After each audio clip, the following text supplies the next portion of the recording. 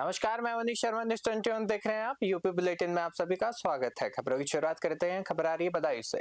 बदायूं में समाजवादी पार्टी के राष्ट्रीय अध्यक्ष अखिलेश यादव के आगमन को लेकर तैयारियां तेज हो गई है और 30 जुलाई को राव फार्म हाउस में पूर्व राज्य मंत्री और 5 बार विधायक रहे स्वर्गीय ओमकार सिंह यादव के ब्रह्म भोज कार्यक्रम का आयोजन होगा, जिसमें अखिलेश यादव श्रद्धांजलि अर्पित करेंगे। कार्यक्रम में प्रदेश भर से सपा नेताओं, जनप्रतिनिधियों और कार्यकर्ताओं के पहुंचने की संभावना है। बड़ी भीड़ को देखते हुए बैठक, पार्किंग, पेयजल, सुरक्षा, यातायात की व्यापक व्यवस्थाएं की गई है और विधायक ब्रज यादव ने सभी कार्यकर्ताओं और क्षेत्रवासियों से कार्यक्रम में शामिल होकर दिवंगत नेता को श्रद्धांजलि देने की अपील की है। बदायूं से सचिन शर्मा की रिपोर्ट देख रहे हैं।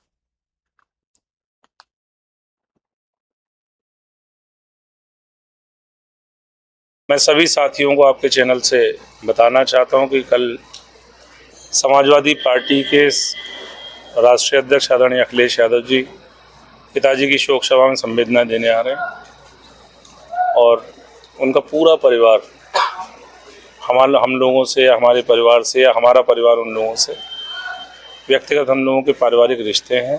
राजनीति में लंबे टाइम अगर हो जाता तो पारिवारिक रिश्ता बन जाता है।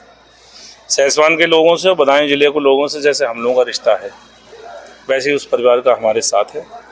वो कल श्रद्धांजलि कार्यक्रम उनका है, वो 1:30 बजे के करीब मेरठ के कंकरखेड़ा थाना क्षेत्र स्थित डिफेंस एनक्लेव कॉलोनी में दिन दहाड़े एक युवक ने कथित तौर पर अपनी परिचित युवती को 2 गोलियां मारने के बाद खुद को गोली मार ली।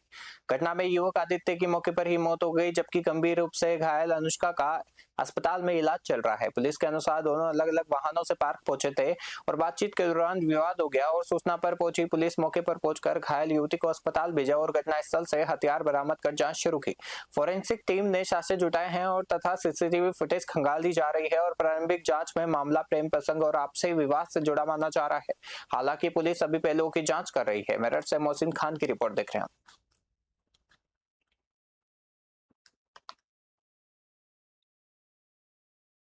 ये गोली फिर खुद को गोली एक युवक ने मारी है। क्या पूरा मामला, क्या इसकी प्रोफाइल बताई जा रही है और आपकी जांच में अभी तक क्या पाया गया है? देखिए, लगभग 4 बजे थाना कंकरखेड़ा क्षेत्र में एक जो संबद्ध नागरिक है, इनके द्वारा जिम्मेदारी से पुलिस को सूचना दी गई कि जब वो अपने घर पे वहां पे खड़े थे, इन्होंने देखा कि किसी युवक के द्वारा युवती पे गोली चलाई गई है। तुरंत सूचना प्राप्त होने के उपरांत थाना अध्यक्ष एवं जो क्षेत्राधिकारी दोराला साहब है, वो और मेरे द्वारा वहां घटना पे पहुंचा गया और इसमें जब वहां पे मौके पे पहुंचे तो युवक जो है वो मृतक अवस्था में ही पाया गया। ये गोली फिर खुद को गोली सीतापुर के क्षेत्राधिकारी महमूदाबाद वेद प्रकाश श्रीवास्तव को उत्कृष्ट पुलिस सेवा और विवेचना के लिए भारत सरकार के गृह मंत्रालय के प्रतिष्ठित उत्कृष्ट विवेचक सम्मान से सम्मानित किया गया। पुलिस अधीक्षक अंकुर अग्रवाल ने उन्हें यह सम्मान प्रदान किया। वर्ष 2023 में अयोध्या की सरयू एक्सप्रेस में महिला मुख्य आरक्षी पर हुए हमले और लूट और दुष्कर्म के प्रयास जैसे संवेदनशील मामले के सफल खुलासे में उनकी अहम भूमिका रही। वैज्ञानिक साक्ष्य और इलेक्ट्रॉनिक सर्विलांस और तकनीकी जांच के आधार पर आरोपियों की गिरफ्तारी सुनिश्चित की गई और इस उपलब्धि पर पुलिस अधीक्षक ने उन्हें बधाई देते हुए उज्जवल भविष्य की शुभकामनाएं दी। यह सम्मान सीतापुर पुलिस और उत्तर प्रदेश पुलिस के लिए गौरव का विषय माना जा रहा है। सीतापुर से तालिब अंसारी की रिपोर्ट देख रहे हैं। हरियाणा के पानीपत निवासी शिव भक्त धर्मवीर उर्फ नाथी एमडी रावल ने कैराना क्षेत्र में अपनी दंडवत कावड़ पर मांस फेंककर उसे खंडित करने का आरोप लगाया है। शिव भक्त का कहना है कि घटना मंगलवार देर रात गांव काकोर के पास हुई, जिसके बाद पुलिस मौके पर पहुंची और पीड़ित का आरोप है कि कई घंटे बीतने के बावजूद कोई कार्रवाई नहीं हुई, इसलिए उसने सोशल मीडिया पर वीडियो जारी कर शासन प्रशासन से न्याय की मांग की है। वहीं कैराना कोतवाली प्रभारी निरीक्षक सतीश कुमार ने ऐसी किसी घटना से इनकार किया है। फिलहाल वायरल वीडियो की स्वतंत्र पुष्टि नहीं हुई है और मामले की जांच की स्थिति स्पष्ट नहीं है। शामली से मुनव्वर पवार की रिपोर्ट देख रहे हैं। जय बोलेगी जी। कल 28 तारीख में रात के 10:30 से 11 के बीच में मेरे साथ एक मेरी ये दंडवत कावड़ यात्रा है बेटियों के लिए और मेरा नाम है धर्मवीर उर्फ नाथी एमडी रावल, गांव गोयला खुर्द, तहसील वापोली, जिला पानीपत। मैं जैसे ही कैराना क्रॉस करके और गांव ककोर क्रॉस कर रहा था तो ककोर गांव में मस्जिद से आगे निकल के 50-100 मीटर पे मेरी कावड़ के नीचे 4 मुस्लिम लड़कों ने मांस फेंक दिया। 4 मुस्लिम लड़के बैठे थे और उन्होंने मेरी कावड़ के नीचे मांस फेंक दिया। तो मांस फेंकने के बाद मेरी कावड़ तुरंत वहीं पे रुकी और कावड़ खंडित हो गई। जय बोले। जौनपुर के मड़ियाऊ थाना क्षेत्र के इटाए गांव में जमीन के समीकरण को लेकर विवाद के बाद तनाव बढ़ गया है। पीड़ित लक्ष्मी शंकर का आरोप है कि मारपीट के मामले में एफआईआर दर्ज होने के बावजूद विपक्षी पक्ष लगातार उन्हें और उनके परिवार को जान से मारने की धमकी दे रहा है। पीड़ित ने वरिष्ठ पुलिस अधीक्षक और जिलाधिकारी को प्रार्थना पत्र देकर परिवार की सुरक्षा सुनिश्चित करने और आरोपियों के खिलाफ सख्त कार्रवाई की मांग की है। फिलहाल मामले में पुलिस की ओर से आगे की कार्रवाई की जा रही है। जौनपुर से अनवर हुसैन की रिपोर्ट देख रहे हैं आप। हापुड़ के धौलाना विधानसभा क्षेत्र में गुरु पूर्णिमा के अवसर पर आयोजित धार्मिक कार्यक्रमों और भंडारों में समाजवादी पार्टी के वरिष्ठ नेता प्रताप सिंह चौहान ने हिस्सा लिया। उन्होंने गांव समाना में मंदिर निर्माण का भूमि पूजन कर क्षेत्र की सुख समृद्धि की कामना की और मीडिया से बातचीत में उन्होंने गुरु पूर्णिमा की शुभकामनाएं देते हुए गुरु परंपरा और सेवा भाव का संदेश दिया। साथ ही गौ संरक्षण, क्षेत्र की जर्जर सड़कें और सरकारी विद्यालयों की स्थिति और जलभराव जैसी समस्याओं को उठाते हुए प्रदेश सरकार पर निशाना साधा। प्रताप सिंह चौहान ने दावा किया कि वर्ष 2027 के विधानसभा चुनाव में समाजवादी पार्टी को जनता का समर्थन मिलेगा और अखिलेश यादव के नेतृत्व में प्रदेश में सरकार बनेगी। हापुड़ से मनीष खान की रिपोर्ट देख रहे हैं। मैं सभी देशवासियों को गुरु पूर्णिमा के शुभ अवसर पर सभी को शुभकामना देता हूं और इसी गुरु पूर्णिमा के शुभ अवसर पर हम लोगों ने समाना गांव के मंदिर पे एक भंडारे का आयोजन किया था और वहां पर एक मंदिर में कुछ निर्माण होना था, उसका हम लोगों ने भूमि पूजन किया था। वो सभी क्षेत्र के लोगों के सहयोग से हो रहा है और एक प्रोग्राम हमने गुरु पूर्णिमा के शुभ अवसर पर हमारे क्षेत्रवासियों ने सिवाया गांव में किया था। उसमें भी हमने भंडारे में हम गए हैं और वहां शामिल होकर हमने प्रसाद ग्रहण किया।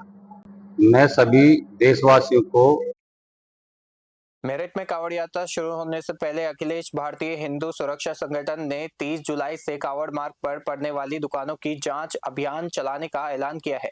संगठन के अध्यक्ष सचिन सिरोही ने कहा कि दुकानदारों की पहचान और दस्तावेजों की जांच की जाएगी। उन्होंने चेतावनी दी कि यदि कावड़ मार्ग पर मुस्लिम भोजनालय कथित रूप से पहचान छिपाकर संचालित होते मिले तो उन्हें बंद कराने की मांग की जाएगी। संगठन ने एआईएमआईएम नेता शादाब चौहान के कावड़ यात्रा संबंधी बयान पर भी आपत्ति जताते हुए उनके खिलाफ कार्रवाई की मांग की है। संगठन का कहना है कि कावड़ यात्रा आस्था और वर्षों पुरानी परंपरा है तथा इस पर आपत्तिजनक टिप्पणी स्वीकार नहीं की जाएगी। मेरठ से उज्जवल रस्तोगी की रिपोर्ट देख रहे हैं। सचिन सिरोही, राष्ट्रीय अध्यक्ष अखिल भारतीय हिंदू सुरक्षा संगठन मेरठ से। देखिए, शादाब चौहान जैसे लोग जो ओवैसी की पार्टी के यहाँ मेरठ में लोग बैठा रखे हैं और ये इतना विवादित बयान दे रहे हैं। अभी कुछ दिन पहले ही इनके प्रदेश अध्यक्ष ने शौकत अली ने मुरादाबाद से बयान जारी करा। अब इसने जो है यहाँ मेरठ में विवादित बयान दिया। और हमारी कांवड़ से क्या मतलब इन लोगों का? कांवड़ यात्रा पे इतनी धार्मिक यात्रा है हमारी और वर्षों से पुरानी आस्था है हमारी जो जुड़ी हुई है, उस पर विवादित बयान दे रहा है, तुलना कर रहा है कांवड़ की ईद से। अरे भाई, आप लोग खुद देखो ना, ये व्यक्ति खुद सोचे, इसके धर्म के लोग सोचे कि आप यहाँ अल्पसंख्यक होके बहुसंख्यक का मतलब बराबरी चाहते हो। हमारे सनातनी हिंदुओं का ये पहले से ये देखो ना कितने वर्षों से देश हमारा सनातनियों का है। सचिन सिरोही, राष्ट्रीय। मेरठ में हरिद्वार से रिठानी तक पहुंची कावड़ यात्रा ने आस्था, भाईचारे और संकल्प की अनोखी मिसाल पेश की है। गौ सेवक मोहित चौधरी के साथ मुस्लिम युवक आरिफ उर्फ शक्तिमान ने कंधे पर कावड़ उठाकर यात्रा में हिस्सा लिया और हर हर महादेव के जयकारों के साथ श्रद्धा व्यक्त की। वहीं दोनों पैर गवा चुके एक दिव्यांग श्रद्धालु ने भी हार न मानते हुए वाहन से गंगाजल लाकर अपनी आस्था निभाई। मोहित चौधरी ने कहा कि महादेव का बुलावा जाति, धर्म या शारीरिक समीक्षा और सीमाओं से परे होता है और इस यात्रा ने सामाजिक सौहार्द, धार्मिक आस्था और मानवता का संदेश दिया है। मेरठ से उज्जवल रस्तोगी की रिपोर्ट देख रहे हैं। मेरा नाम गौ सेवक मोहित चौधरी है और अपनी जो कांवड़ यात्रा है वो 15 जून को प्रारंभ हुई थी हर की पौड़ी से और अपना जो जल अभिषेक होगा वो गाजियाबाद के गढ़ी सिरोड गांव में होगा। कितना जल लेकर आ रहे हैं? जल 161 लीटर से ऊपर ही है, नापा तो नहीं है पर हाँ। कितने फॉलो की सहायता चल रही है आपके साथ? ये तो मत पूछो, जत्था का जत्था चल रहा है, इतने लोगों का प्यार चल रहा है, मैं खुद अपने उससे वर्डों से आपको बयान नहीं कर सकता। इतनी भीड़ मैंने आज तक कभी किसी कावड़िये के साथ देखी नहीं। मुझे जैसे जल लेकर आए हो वो इसमें अनोखा क्या है? आरिफ छोटा डॉन।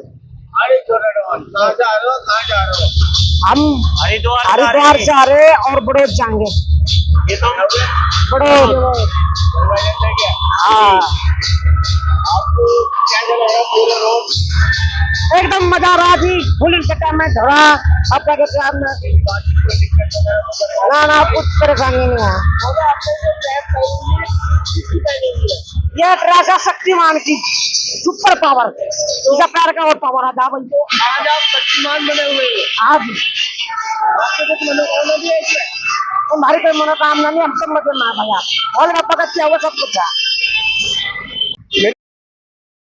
मेरठ में कांवड़ यात्रा को सुरक्षित और व्यवस्थित बनाने के लिए पुलिस ने विशेष सुरक्षा रणनीति लागू की है। एसएसपी अविनाश पांडे ने बताया कि वर्दीधारी पुलिस के साथ साथ प्रत्येक थाने से 8 से 10 पुलिस कर्मियों को कांवड़ियों के भेष में तैनात किया गया है, जिनमें महिला पुलिस कर्मी भी शामिल है। ये जवान मार्ग, शिविरों और भीड़भाड़ वाले स्थानों पर संदिग्ध गतिविधियों और अफवाह फैलाने वालों पर नजर रखेंगे तथा तत्काल कंट्रोल रूम से सूचना देंगे। इसके अलावा यात्रा के दौरान किसी भी श्रद्धालु की कावड़ खंडित हो जाती है तो उसे गंगाजल के लिए परेशान नहीं होना पड़ेगा। जिले के सभी थानों में हरिद्वार से गंगाजल मंगवा कर सुरक्षित रखा गया है और जिसे आवश्यकता पड़ने पर श्रद्धालुओं को उपलब्ध कराया जाएगा। मेरठ से उज्जवल रस्तोगी की रिपोर्ट देख रहे हैं।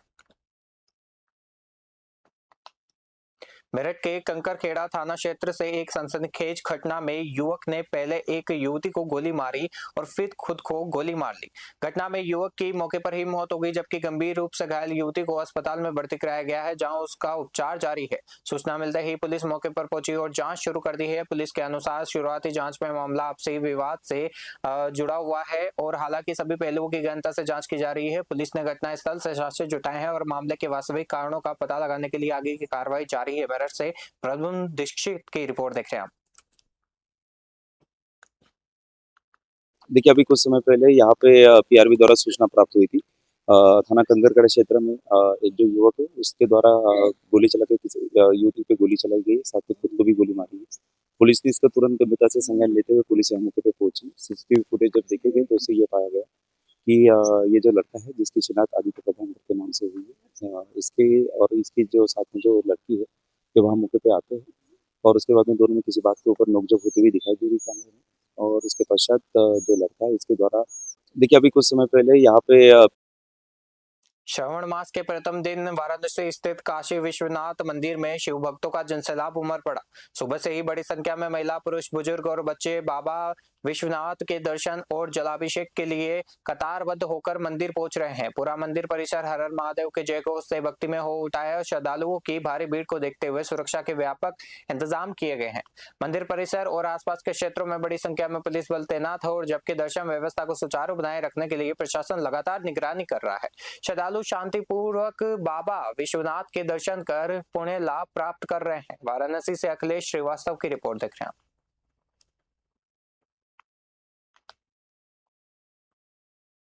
गोरखपुर में नाबालिग युवती के अपहरण और हत्या के मामले का पुलिस ने खुलासा करते हुए यूपी 112 में तैनात सिपाही अभिषेक यादव को गिरफ्तार किया है। पुलिस के अनुसार सीसीटीवी फुटेज और तकनीकी साक्ष्यों के आधार पर आरोपी तक पहुंचा जा सका और पूछताछ में आरोपी ने युवती के अपहरण के बाद हत्या कर शव को ठिकाने लगाने की बात स्वीकार की, जिसके बाद उसकी निशानदेही पर शव की तलाश और अन्य साक्ष्य जुटाने की कार्रवाई जारी है। एसएसपी ने बताया कि आरोपी के खिलाफ गंभीर धाराओं में मुकदमा दर्ज कर विधिक कार्रवाई की जा रही है और मामले के सामने आने के बाद पुलिस विभाग की कार्यप्रणाली पर सवाल उठ रहे हैं, क्योंकि आरोपी सिपाही पहले निलंबित रह चुका है और घटना से पूरे क्षेत्र में आक्रोश है और लोग दोषी के खिलाफ कड़ी कार्रवाई की मांग कर रहे हैं। गोरखपुर से देवेंद्र प्रताप सिंह की रिपोर्ट देख रहे हैं। ये जैसा कि आप सभी को विदित है कि 28 तारीख की रात्रि 10 बजे रिंकू शर्मा की बिटिया, जिनका नाम था दीपिका, जिनकी उम्र लगभग 10 वर्ष थी, ये सदर अस्पताल के सामने से इनके द्वारा बताया गया था कि किसी मोटरसाइकिल पे एक वर्दीधारी व्यक्ति द्वारा अपने साथ लेके गया है, जो अभी तक लौट के नहीं आई है। इस क्रम में पुलिस की कई टीमों को सक्रिय किया गया था, अभियोग पंजीकृत किया गया था। नंबर प्लेट को जब हम लोगों ने ट्रेस किया तो ये मोटरसाइकिल एक 112 में नियुक्त आरक्षी अभिषेक यादव, जो मूल रूप से गाजीपुर का रहने वाला है, उसका हुआ। जौनपुर के मड़ियाऊ थाना क्षेत्र के रसूलपुर गांव में जमीनी विवाद ने हिंसक रूप ले लिया। दो पक्ष आमने सामने आ गए और लाठी डंडों व फावड़े से जमकर मारपीट हुई। घटना में 4 लोग घायल हो गए, जिन्हें उपचार के लिए जिला अस्पताल रेफर किया गया है और मारपीट का वीडियो सोशल मीडिया पर वायरल होने के बाद मामला चर्चा का विषय बन गया है। सूचना पर पहुंची पुलिस ने हालात पर काबू पाया और घायलों को अस्पताल भिजवाया। पुलिस का कहना है कि वायरल वीडियो और अन्य साक्ष्यों के आधार पर मामले की जाँच की जा रही है तथा दोषियों के खिलाफ विधिक कार्रवाई की जाएगी। जौनपुर से अखिलेश श्रीवास्तव की रिपोर्ट देख रहे हैं।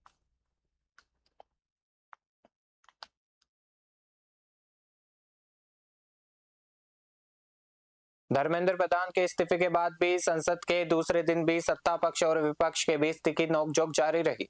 प्रदर्शनकारियों पर लाठीचार्ज और पैलेट गन के इस्तेमाल और भाजपा सांसद निशिकांत दुबे द्वारा राहुल गांधी को नेता प्रतिपक्ष पद से हटाने की मांग और मिर्जापुर में राहुल गांधी, अखिलेश यादव और अरविंद केजरीवाल के पुतला दहन तथा पंडित नेहरू पर विवादित टिप्पणी को लेकर कांग्रेस ने सरकार पर निशाना साधा।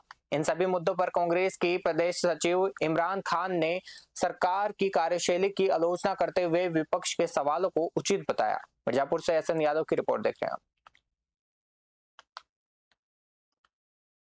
इस समय बता दें कि जिस तरीके से नीट पेपर लीक को लेकर सीजेपी काकरोच जनता पार्टी के द्वारा प्रदर्शन किया गया था, फलस्वरूप युवाओं की जीत होती है। धर्मेंद्र प्रधान ने इस्तीफा दे दिया और मानसून सत्र स्टार्ट हो गया। तो मानसून सत्र स्टार्ट होने के साथ साथ जिस तरीके से सदन में एक दूसरे पे पटाक्षेप किया जा रहा है, तमाम बातों को लेकर इस समय हमारे साथ मौजूद है मिर्जापुर में कांग्रेस पार्टी के प्रदेश सचिव इमरान खान। ये जानते हैं इन मुद्दों पर किस तरीके, क्या नजरिया, क्या प्रतिक्रिया है। जिस तरीके से देखा गया कि पिछले दिनों यानी कल की बात करते हैं कि जनपद मिर्जापुर में भाजपा के सभासदों के द्वारा राहुल गांधी, अखिलेश यादव और केजरीवाल के पुतले फूके गए। तमाम बातें आइए बात करते। जी बहुत बहुत स्वागत है आपका चैनल में।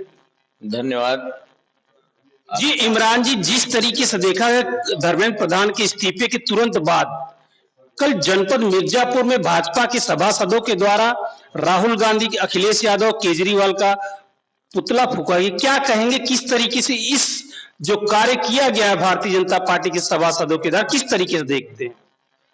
देखिए, आपने एक टीवी पे चलता हुआ देखा होगा कि राजनाथ सिंह ने कहा कि ये यूपीए की गवर्नमेंट नहीं है, यहाँ इस्तीफे नहीं होते। लेकिन जब देश के छात्र और नौजवानों ने रोड पर आकर सड़क पे विरोध करना शुरू किया और उनके गार्जियन के रूप में राहुल गांधी खड़े थे कि आप लोग लड़ाई लड़िए और लोकतांत्रिक तरीके से लड़िए, हम आपके साथ हैं। और राहुल गांधी ने पूरा साथ निभाया और लास्ट में ऐसा हुआ कि 12 साल का रिकॉर्ड तोड़ते हुए, इनकी तानाशाही को खत्म करते हुए इस्तीफा देना पड़ा धर्मेंद्र प्रधान को। तो पूरे देश में भाजपाई लज्जित हो गए, निर्लज्ज भाजपाई घरों में घुस गए, बिलों में घुस गए कि ये कैसे हो गया। और उसी लिए अपनी निर्लज्जता को छुपाने के लिए इन्होंने राहुल गांधी का और केजरीवाल का और अखिलेश यादव का पुतला फूका। जबकि मैं मिर्जापुर के एसपी साहब से और डीएम साहब से आपके माध्यम से अपील भी करना चाहता हूं कि लोकतंत्र सबके लिए है। आज अगर दूसरे पार्टी के लोग पुतला फूकते हैं योगी आदित्यनाथ जी का, गृह मंत्री का, तो तुरंत कहीं ना कहीं उनके ऊपर मुकदमा होता है। लेकिन ये प्रशासन भी कटघरे में है, ये कहीं ना कहीं सत्ता पक्ष की पूरी बात कर रहा है और सत्ता पक्ष का साथ देता हुआ नजर आ रहा है। क्योंकि हमारे समाजवादी पार्टी के लोगों ने और कांग्रेस के लोगों ने और हमने भी, हम सारे लोगों ने आपत्ति दर्ज कराया है। हम अभी इंतजार कर रहे हैं कि प्रशासन क्या करता है अगर वो भाजपा लोगों के खिलाफ मुकदमा नहीं दर्ज करता है सभासदों के खिलाफ। और ये सभासद चले जाइए आप और कहीं जिले में चले जाइए तो कुछ स्थिति बेहतर है, मिर्जापुर की स्थिति सबसे खराब है। जिनको नाली या खड़ंजा और तमाम चीजें देखनी, अभी बारिश हो जाता है तो मिर्जापुर डूबने लगता है। और ये सभासद उस काम को न देख करके जाकर के राहुल गांधी का पुतला फूक रहे हैं। इमरान जी, सदन में जिस तरीके से वार्तालाप चल रहा है, भाजपा के सांसद निशिकांत दुबे जी ने जिस तरीके से कहा कि लीडर ऑफ अपोजिशन पद यानी राहुल गांधी को हटाने की बात करें, क्या किस तरीके से राहुल गांधी को देखा जा रहा है कि भाजपा पूरी तरीके से राहुल गांधी को हटाने की सोच रही है? देखिए, भाजपा तानाशाही पे है लोकतंत्र में विपक्ष ऑफ अपोजिशन का यही काम है, लीडर ऑफ अपोजिशन का यही काम है कि वो जनता के मुद्दे को उठाए और उस पर राहुल गांधी 100% सफल हैं। क्यों? प्रियंका गांधी ने मुद्दा उठाया कि आखिर बच्चों के ऊपर पैलेट गन चलाने के लिए किसने कहा। जवाब दे कौन है? कांग्रेस पूछ रही है, और केवल कांग्रेस नहीं पूछ रही है, पूरा देश पूछ रहा है कि आखिर उन बच्चों के ऊपर पैलेट गन किसने चलवाया, क्यों चलवाया। उन्होंने ये भी कहा कि आप जो है प्रधानमंत्री जी, केवल आप इंस्टाग्राम पे आकर के अपना वीडियो बना रहे हैं, वीडियो बनाने से काम नहीं चलेगा, आप अपने दिल का एंगल बदलिए, बच्चों के प्रति प्रेम करिए, जैसे नेहरू जी प्रेम किया करते थे। जिस दिन आप प्रेम करने लगेंगे उसी दिन समझ जाएंगे। लेकिन ये सरकार अभी तानाशाही पे भी समझ में नहीं आ रही है। जहां तक राहुल गांधी का सवाल है, राहुल गांधी जी, मैं तो बहुत आज खुश हूं। आज मैं इसलिए खुश हूं कि राहुल गांधी ने बहुत अच्छा मुद्दा उठाया। उन्होंने लोकसभा में कहा, अरे भाजपा के लोगों, तथा कथित जो गृह मंत्री जी हैं वो कहां हैं? आज सदन में मौजूद नहीं है। मैं पूछना चाहता हूं अपने माध्यम से कि किसके तरफ से कहने पे ये पैलेट गन चला? बच्चों के ऊपर जो AK-47 से फायर हुआ है और बच्चों को जो चोट लगा है वो किसके कहने पे हुआ? तो राहुल गांधी ने कहा या तो गृह मंत्री के कहने से हुआ होगा, और अगर गृह मंत्री ने नहीं कहा तो वो अक्षम आदमी है, क्योंकि पुलिस उनकी बात नहीं मान रही है, CRPF उनकी बात नहीं मान रही है। बात तो दो ही हो सकता है, या तो कहने से चला या तो नहीं कहने से चला। अगर कहने से चला तो अमित शाह दोषी, और नहीं कहने से चला तो ये अक्षम गृह मंत्री जी। तो राहुल गांधी ने सदन में आज भाजपाइयों को घेरने का काम किया है, और देश के सामने इनका जो चरित्र, चाल और चेहरा जो तीनों है उसको कहीं ना कहीं उसको बताने का काम किया है कि देखिए देश के लोगों, ये कहते कुछ है और करते कुछ है।